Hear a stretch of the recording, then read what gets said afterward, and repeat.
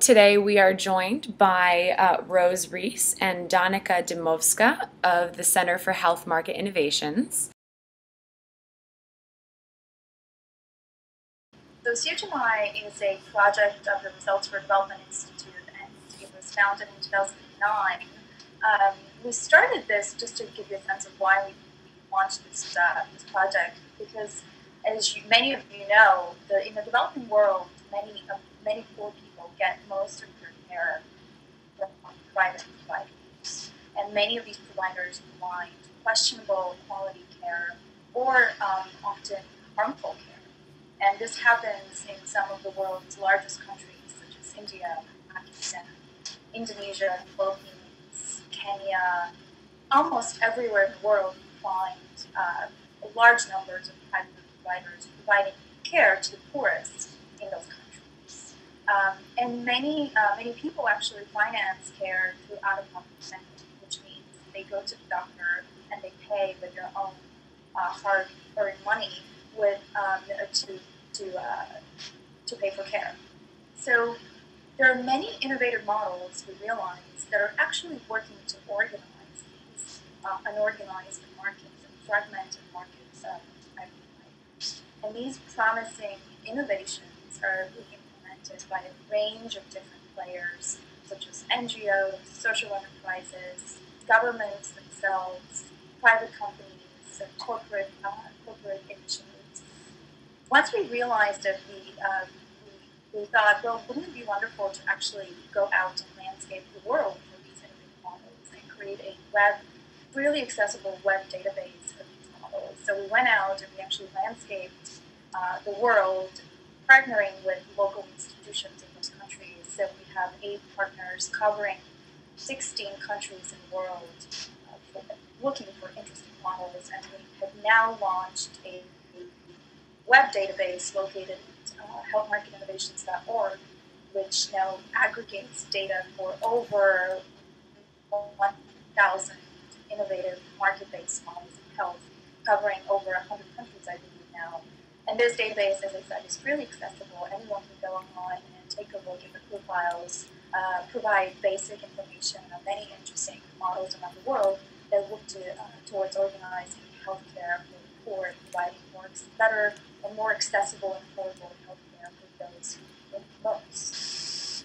So this is a little bit of background on CHMI, but we'd love to tell you more about our report, which actually aggregates and synthesizes the information that we've collected in this database. And those will tell you a little bit more about that.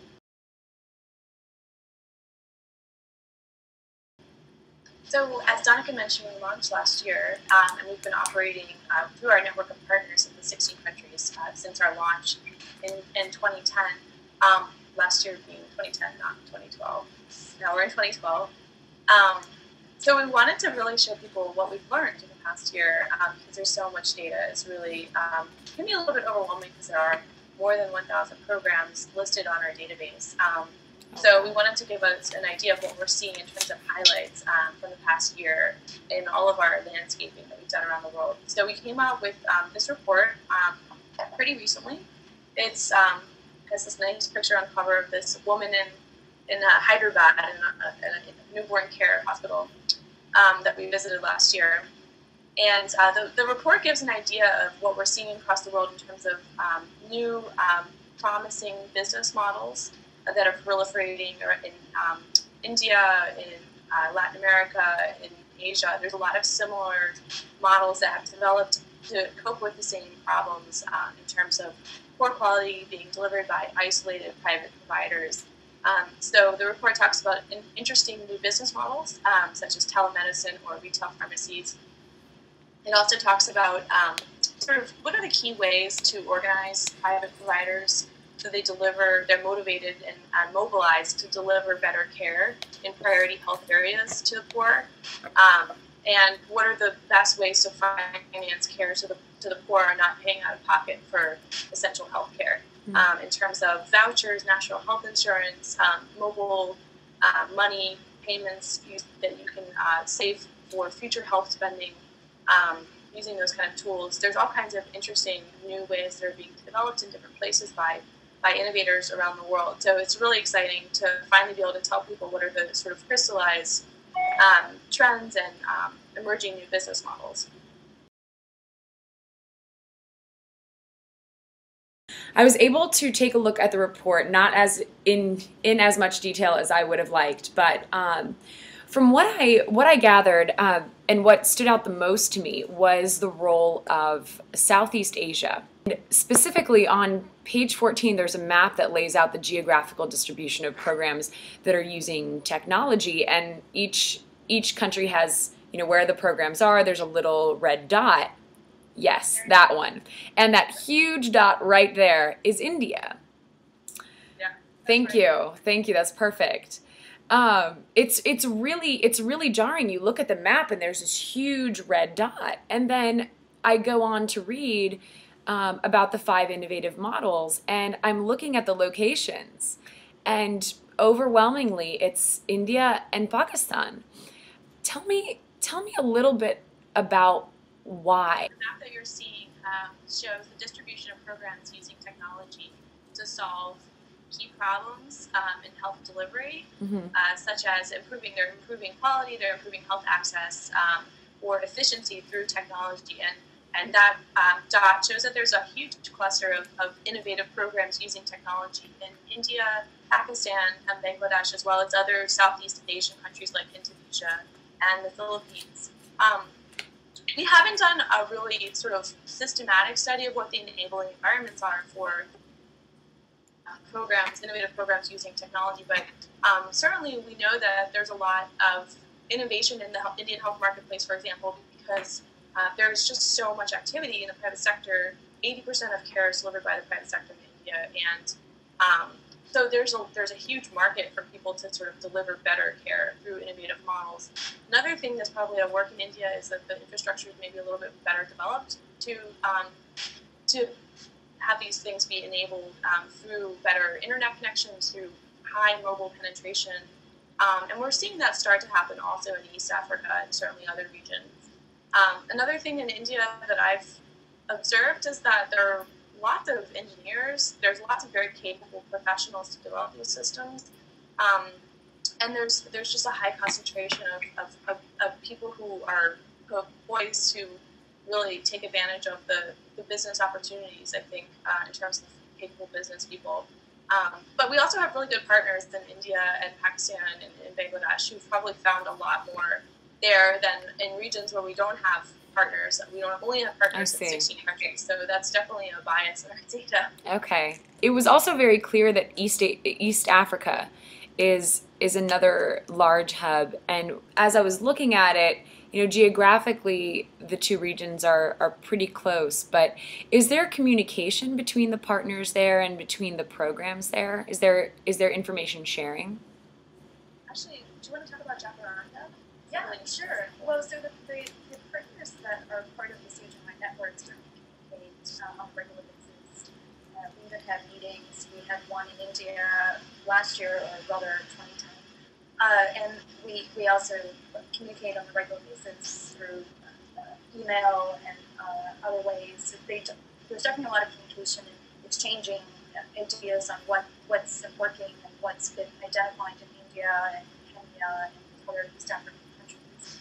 In terms of the similarities in programs, I would say that there are many similarities in the kinds of programs that are being implemented for some of the same reasons that Rose identified, that there's a lot of local capital. For example, Kenya and India, there are many entrepreneurs working on technologies and other models, and there's a relatively friendly government enabling the growth of these models by providing them with support, sometimes financial support through, for example, health financing that channels funding to private providers, through consumers, and that enables the growth of private enterprise. And it's happening slowly, but it is happening in East Africa as well. We're seeing some very specific models that are growing and proliferating across both regions. For example, many of the viewers may be familiar with LifeSpring Hospitals, which is a high-quality maternity care chain that started in Andhra Pradesh in India, in Hyderabad, and has spread across the state. And we're now seeing a similar program being launched in Kenya. It's called Jacaranda Health, and it's inspired by the lifestyle model. So that's very exciting. I think that the implementers have certainly helped each other, and they've identified that as a very interesting model that has a lot of potential for growth in other regions with similar populations and disease profiles. So that's certainly inspiring and interesting to see. I would also say that the proliferation of models is not limited to one or two regions. We're seeing the growth of affordable primary care clinics, of retail pharmacies, of hotlines across not just one region or two, but we're actually seeing it at the world scale, really, with many models being inspired by other models and a lot of knowledge and lessons sharing, which is wonderful for us and for everybody else. But we'd like to see more of that, and that's why we're here.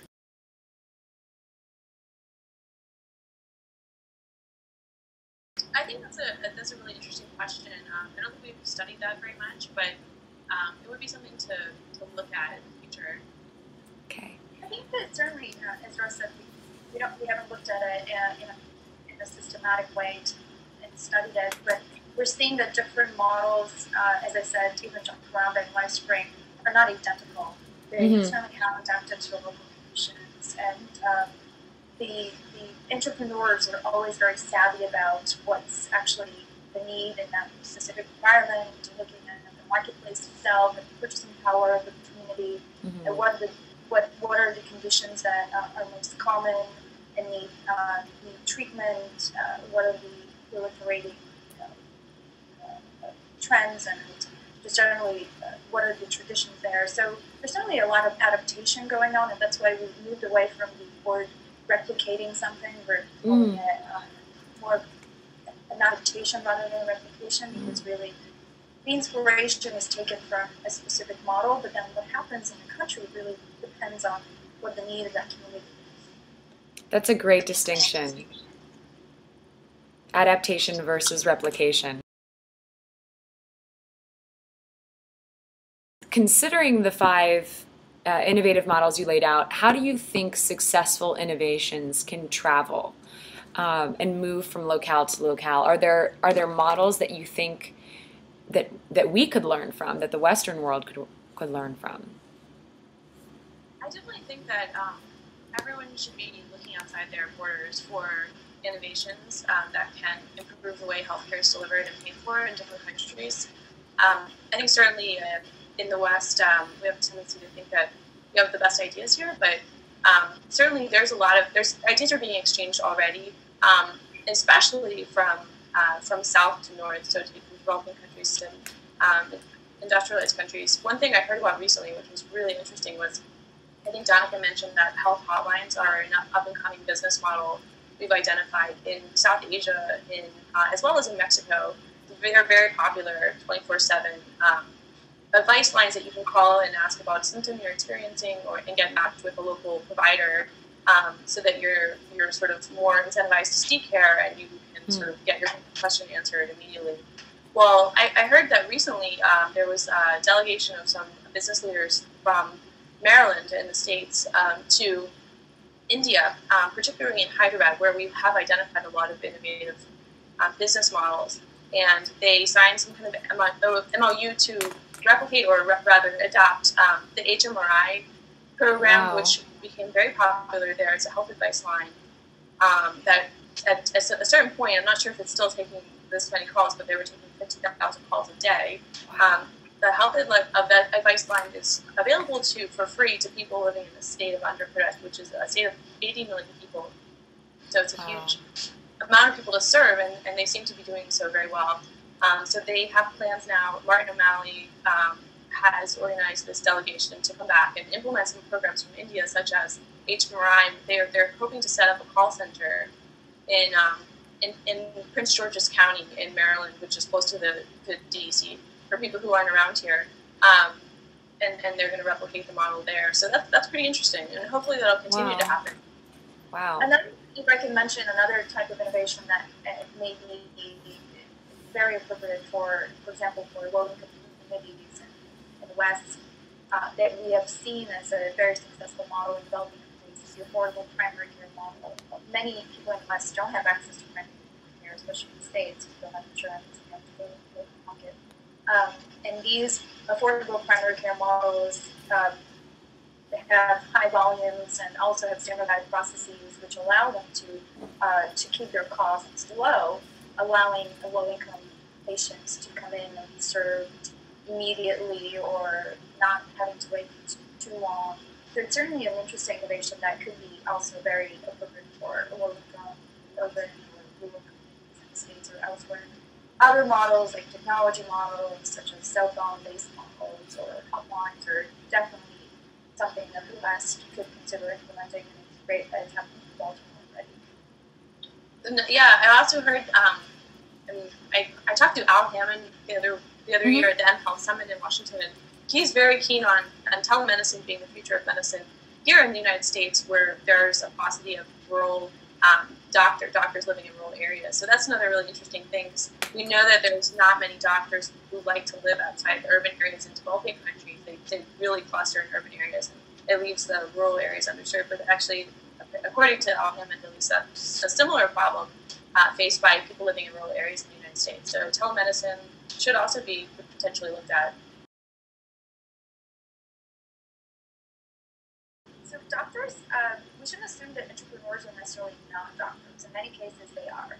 In many cases, these are people who have practiced medicine for years and have realized that there are problems with it, and they've taken it upon themselves to improve the way that medicine is provided or care is provided to poor in developing countries. Many of them are actually medical doctors.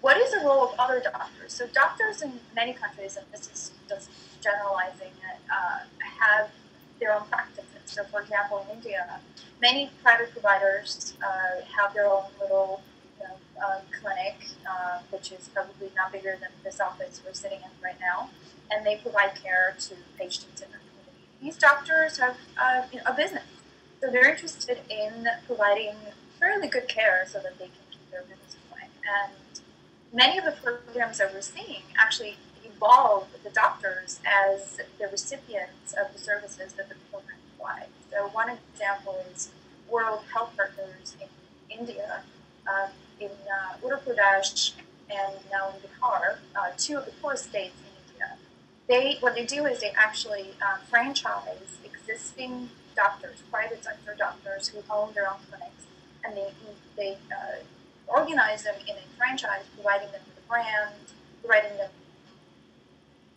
training on specific conditions or how to detect symptoms of specific conditions. And that improves the quality of the services of these doctors, and it provides them with additional volumes into the patients and therefore more revenue. So the doctors are certainly a huge part to all of this, especially the private doctors. Many public doctors also practice in private practices. They sometimes leave the hospital and then go and practice in their own private clinic. And these doctors are also recipients of many services that these programs provide, incentivizing them to improve their care, incentivizing them to really be more receptive to what the patient needs. And there are many different strategies of doing that. That we go in more detail on report and website we have to share with whoever's interested. But the doctors are certainly very much involved, and they are a key part to improving healthcare in the developing world.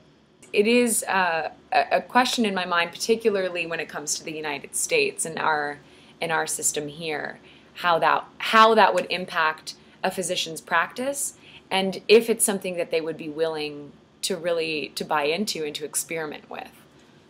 One thing that is a really important thing that they're implementing in some developing countries, and hopefully soon in the United States, is electronic medical record systems. Mm-hmm. And I think that's sort of what you're thinking of in terms of, well, are doctors going to accept this new technology, or are they going to accept this new process? Mm-hmm. We were in the Philippines earlier, a few months ago, and We experienced, we sort of observed a clinic there and noticed that the wait time had been dramatically reduced with the introduction of a wireless electronic medical record system. This is in a province called Tarlac. With the introduction of this system, waits have gone from more than, I think, something like 2-3 hours to like 10-15 minutes.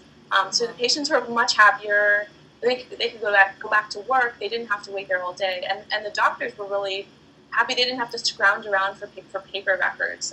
They, in a lot of these hospitals that we visited that hadn't converted to medical record systems, they had whole rooms full of stacks and stacks of paper folders, and it takes quite a long time to find people's records. And I think that it's consistently frustrating in doctors' offices for patients and doctors alike to have to wait for that. And then you have such better care when you have someone's record sort of in one place, very easily transferred to different offices.